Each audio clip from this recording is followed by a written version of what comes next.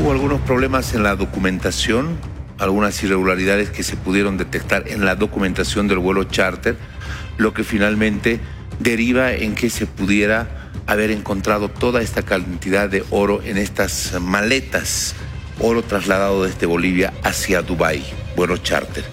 Hemos invitado a don Alfredo Saconeta, es investigador del Centro de Estudios para el Desarrollo Laboral y Agrario, CEDLA. Don Alfredo, ¿cómo está? Qué gusto tenerlo acá en el Noche Sin Tregua. Buenas noches, primero que nada. 189 kilos de oro. Estamos hablando de algo más de 25, casi 25 millones de dólares. Son algunas de las preguntas que, por supuesto, se nos vienen a la mente. Una de esas, ¿de dónde tanto oro? 189 kilos de oro. ¿Acopiados dónde? ¿Acá? ¿De dónde? ¿Parte del Perú? ¿Parte en Bolivia? Y segundo, ¿por qué sacar el oro de esta manera hacia Dubái? Los costos, las ganancias, el dinero es mucho mejor vendiendo este oro en otras partes del mundo. Trazabilidad hace que de pronto no tengas un control del oro y se lo pueda estar sacando de Bolivia. Don Alfredo, adelante, buenas noches. ¿Qué tal, Jorge? Muy buenas noches. Un gusto, grato el placer de estar nuevamente contigo. Es un hecho que genera noticia, es un hecho que llama la atención, pero no es algo novedoso. Cuando uno hace el seguimiento de lo que ha venido sucediendo en Bolivia en el tema del oro, por lo menos en lo que es la última década, uno se va a encontrar con muchos de estos hechos, ¿no?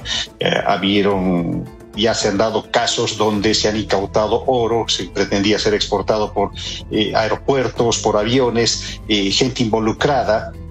Y en muchos de los casos los desenlaces quedaron ahí, inciertos, sin saber realmente qué concluyó. Por lo menos el año 2018-2019 hubieron varios de estos intentos. Uno de ellos, recuerdo que incluso se incautaron, creo que alrededor de 30 kilos, que igual pretendían ser sacados vía aeropuerto. Y que después de los operativos que se incautaron y se retuvieron esto, incluso derivaron en que este oro sea entregado en custodia a la misma persona que estaba pretendiendo sacar el oro, ¿no? Entonces son hechos que se han ido dando y esto tiene una causa, ¿no? Y esa causa nosotros la vemos en el sentido de la debilidad institucional que se tiene en este momento para poder fiscalizar todo lo que viene a ser la explotación de oro, su comercialización y su exportación. En Bolivia hemos tenido un incremento muy considerable en lo que viene a ser la producción de oro, ¿no? En los últimos años se ha registrado un incremento considerable. El 2022 hemos llegado a nuestro tope cuando Bolivia produjo 53.3 toneladas de oro. A partir de eso, hay un fenómeno que se da con lo que viene a ser en paralelo la aplicación de la ley del oro. Esta ley del oro sabemos que, al margen de autorizar la venta de nuestras reservas, indicaba que había cierta obligatoriedad de oferta o de venta, en este caso, de quienes pretendían exportar oro. Que dice la norma que si tú quieres exportar 20 kilos de oro, tienes que entregar 20 kilos de oro también al Banco Central. Entonces, este factor ha sido el justificativo que muchos operadores, comercializadores de oro han encontrado de querer evadir este control por esta obligatoriedad de entrega, y esto ha ido motivando una serie de hechos como el que ahora estamos viviendo. Ahora, ¿por qué Emiratos Árabes? Mira, en los últimos 6 años, si uno revisa los destinos del oro boliviano, estos han cambiado de forma considerable porque hace 6 años y más, nuestro principal destino de venta de oro era Estados Unidos. Pero Estados Unidos ha ido aplicando por muchos convenios internacionales y otros de control contra la lucha del lavado de activos, el tema de economías grises, ilícitas y demás. Bueno, ha establecido parámetros de debida diligencia y trazabilidad. Entonces quiere decir que el oro que llegue a Estados Unidos tiene que ser acreditado, tiene que cumplir ciertas normas y estándares, ¿no? Entre ellas, el hecho que no se explote oro que se esté explotando con mercurio, que no implique la violación de derechos de pueblos indígenas, que no haya una afectación al medio ambiente, en sí, varios componentes. Y como bien sabemos, en Bolivia, el escenario en el cual el oro se va explotando va a incumplir una serie de normativas por la forma en la cual se va dando. Entonces no hay posibilidad de acreditarlo, no tenemos medidas para establecer esa trazabilidad y debida diligencia, y lo que se ha optado es cambiar de destino. En este momento, los principales mercados que tiene el oro boliviano es Emiratos Árabes, el caso de Dubái, o en la India, ¿no? Que parece que no se hace ningún problema el origen o la forma en la cual se está explotando el oro, y es donde suceden estos hechos, Jorge. Claro, a ver, digamos, permítame utilizar la terminología, digamos el oro sucio, el que se explota con mercurio, donde hay compromiso del medio ambiente, donde pueden haber cuestiones de trabajo infantil, donde pueden haber cuestiones de una serie de irregularidades. Ese no se lo puede acreditar. Entonces, como no se lo puede acreditar, hay dos fenómenos. Uno, no lo puedes mandar a Estados Unidos. Dos, no lo puedes vender al Banco Central. Por eso es que se había creado EPCORO como una especie de filtro intermedio, como para que la compra sea de un lugar institucionalmente ya o legalmente establecido. Ahora, eso es lo que estoy entendiendo. Hay lugares en los que el oro boliviano no se puede vender por este tipo de situaciones, especialmente por el mercurio, contaminación ambiental, el tema del trabajo infantil, trata y tráfico de personas, bueno, varios parámetros que entran dentro de una acreditación. Pensar en sacar 189 kilos de oro, estás hablando de más de 25 millones de dólares, claro, se saca en vuelos charter. Ahora la pregunta es, ¿esta será la primera vez? Por supuesto que sería muy difícil pensar que esta es la primera vez que sale oro de esta naturaleza, don Alfredo. Sí, esto es claro, ¿no? El boom que se tiene con la explotación de oro ha agarrado desprevenidas a las políticas y a las instancias que tienen que regir el control de las mismas, ¿no? El crecimiento que se ha dado por parte de los operadores mineros marca unas características. La principal es que en este momento, del 100% de oro que se explota en Bolivia, el 99,2% está en manos de las cooperativas mineras. Las cooperativas han crecido en los últimos 20 años de forma realmente considerable. Cuando el MAS inicia su gestión de gobierno el año 2005-2006, en promedio teníamos en Bolivia 850 cooperativas. Para finalizar el 2025 ya eran 3.117 cooperativas y se estima que de estas 3.117 alrededor de 2.500 cooperativas están dedicadas a la explotación de oro, ¿no? El grueso en el norte de La Paz, están en la Amazonía, ¿no? Beni y Pando, pero también están diseminadas en el resto del departamento. Ahora, a esto si sumas el factor de la minería ilegal que también ha crecido, entonces estás hablando de una fuerte provisión de oro que está siendo alentada incluso por el financiamiento que reciben por conductos irregulares, ¿no? Porque este oro que se financia, Jorge, muchas veces tiene el origen justamente de estos países, de Dubái, de los Emiratos Árabes, de India, que son personas que mandan dinero a través de las comercializadoras que operan acá en Bolivia para que estos precisamente puedan acopiar oro a través de diferentes maneras. Una de ellas es operando a través de comercializadoras intermedias con las cuales se acercan a las cooperativas y financian la operación, ¿no? Entonces, esta es una suerte de compra anticipada. La cooperativa recibe el dinero y a partir de eso lo que hace es pagar en especie, pagar en oro en un debido tiempo, y de esta forma es que se va disputándose el mercado por parte de estas comercializadoras. Entonces, el financiamiento viene de estos mismos canales donde está derivando nuestro oro, ¿no? Y esto es porque tenemos una debilidad institucional también en ese sentido.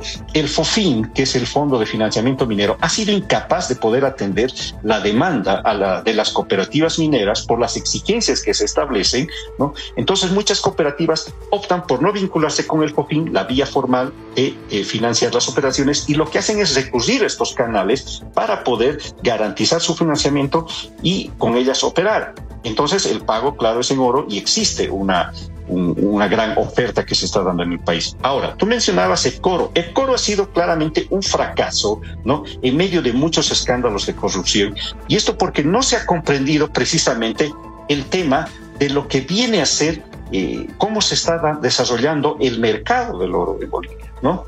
EPCORO ha hecho lo mismo que fue la empresa boliviana del oro, Evo, que ahí había fracasado porque estaba en compleja situación de poder competir con estas comercializadoras que pagan más, les dan unos incentivos a las cooperativas, les financian las operaciones. No estaba en condiciones. Es más, una de ellas cerró ya anticipadamente. En el caso de San Ramón, cuando pude visitar esa localidad, había gente que incluso señalaba que EPCORO se fue de San Ramón adeudando pagos que tendrían por gente que le hubiese entregado el oro.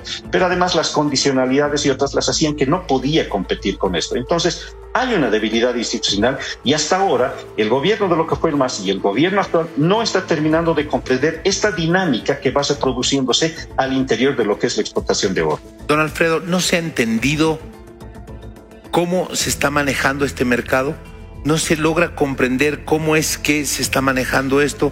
Tratas de ir por una vía institucional formal, sin los recursos, con debilidades institucionales y vacíos en la norma, comprar caro, vender barato al Banco Central, por supuesto que nunca va a ser un negocio. Y del otro lado, la comercialización, estas comercializadoras, intermediadores, captadores de oro, se están moviendo en otra sintonía, pero sí se están moviendo. ¿Es eso lo que no se ha logrado entender? ¿De cómo está funcionando el mercado del oro en Bolivia? Exacto, es parte de esa incomprensión que se tiene, pese a que hay muchos diagnósticos, muchas instituciones, entre ellas el CERLA, han presentado diagnósticos, sugerencias. Nosotros el año pasado hemos presentado un documento que lleva por título Lineamientos para una política integral del oro, entendiendo que esta problemática del oro, si no goza de una atención debida y oportuna, va a seguir replicándose y va a seguir creciendo, ¿no? El oro en este momento constituye casi el 50% del valor de nuestra producción nacional minera, de todo el país, de todo lo que producimos en Bolivia. El oro constituye casi el 50%. Y en este momento, con la ley minera, se reduce a 2 artículos, ¿no? El que es declarado mineral estratégico y cuánto va a pagar de regalía, ¿no? Y sobre eso hay una aplicación además negligente y medida. ¿Por qué? Porque en los últimos 20 años la política minera ha sido delineada a medida del sector cooperativo, ¿no? Este sector cooperativo que ha llegado a dominar plenamente la explotación del oro con el 99,2%, pero que además sabemos que las cooperativas mineras están exentas del pago de impuestos. Entonces, cuando vemos estas cifras de valor, muchas veces nos resulta el carácter nominal de las mismas, entendiendo que de estos, por ejemplo, lo que ha generado el 2025 por un valor casi de 3.000 millones, apenas está quedando alrededor de 65 millones por concepto de regalía. Entonces es un hecho que realmente no se puede seguir comentando, y es donde se tienen que tomar acciones, pero acciones que vayan, por ejemplo, no solo a regular la fase de explotación, de ilegalidad y demás que se está dando en torno de contaminación medioambiental, el tema de la afectación social o la afectación económica, sino también ejercer controles sobre estos mecanismos de comercialización donde claramente está exhibida esta debilidad. Cuando muchas veces, Jorge, se ha visto estas operaciones ilegales donde se han hecho volar dragas, balsas y otros en los ríos bolivianos de la Amazonía, ¿no?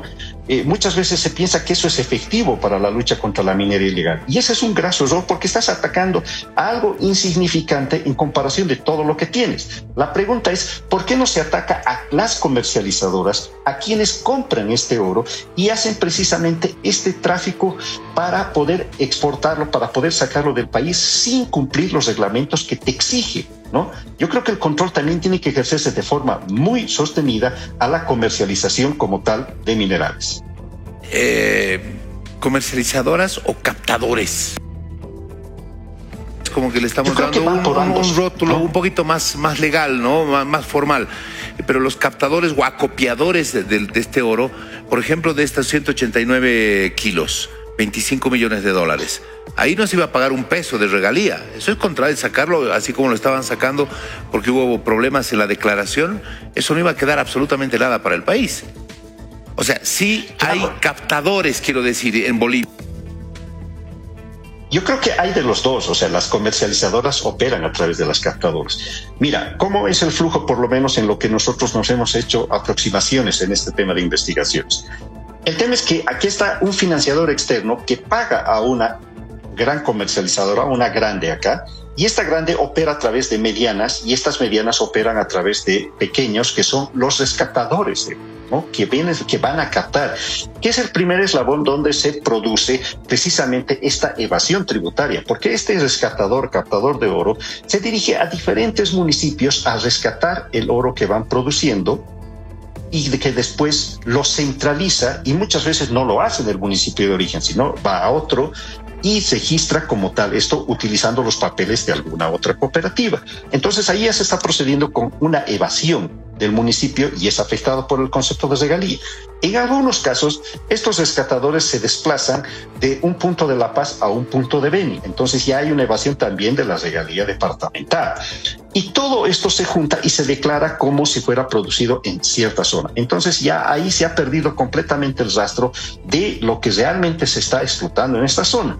Ahora, esto es juntado ya en la gran comercializada por otras medianas, ¿no? Que además han hecho otra labor simultánea con otros operadores financiando las operaciones. Entonces tienes una suma considerable de oro. Y aquí estamos hablando de casi 25 millones de dólares. O sea, estás hablando de un trabajo de meses que ha sido el resultado del acopio de oro.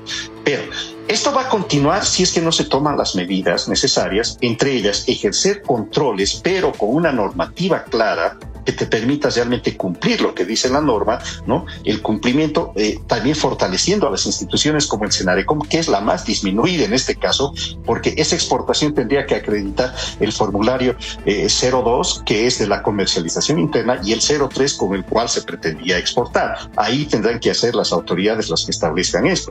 Pero, además, lo que necesitamos son las normas claras y entre ellas decidir qué es lo que queremos hacer con el oro. Porque mientras sigamos otorgando autorizaciones para la creación de más cooperativas, sigamos otorgando, liberando áreas como las que ha anunciado el ministro ayer para otorgar más áreas a las cooperativas, lo único que estamos haciendo es hacer crecer más este problema porque no lo estamos atendiendo. Y mientras no atendamos esto, es un error que se sigan otorgando más autorizaciones porque no estamos terminando de comprender, no estamos terminando de atender lo que ya tenemos y que en parte es un problema, Jorge. Muy bien. Estos temas son absolutamente delicados y muy clara la exposición que hace don Alfredo Saconeta. No estamos acabando de entender, hay una debilidad institucional, se está queriendo hacer crecer más el problema, no se lo ha resuelto y se lo quiere hacer crecer más, hasta un punto en el que se vuelva absolutamente incontrolable o totalmente incontrolable.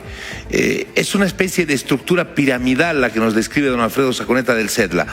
El gran comercializador, los comercializadores, digamos, nacionales, los medianos, los rescatadores, es como una pirámide, es una estructura piramidal la que se ha hecho para captar el oro hasta finalmente sacarlo del país.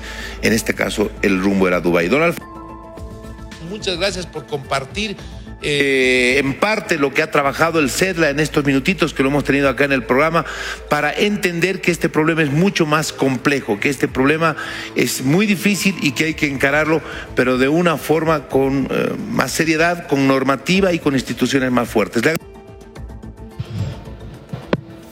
Gracias, Jorge, gracias por el espacio. Es un tema muy delicado que tiene que ser abordado en su dimensión cabal, ¿no? Y esta cumbre minera que ahora está siendo observada y demás es una oportunidad para debatir esto, ¿no? Lo que necesitamos es normas objetivas, pero que estas normas lleguen a cumplirse y definan la política pública que necesita el país. Gracias por el espacio. Gracias, don Alfredo Saconeta del CEDLA. Seguimos en Noche Sin Tregua.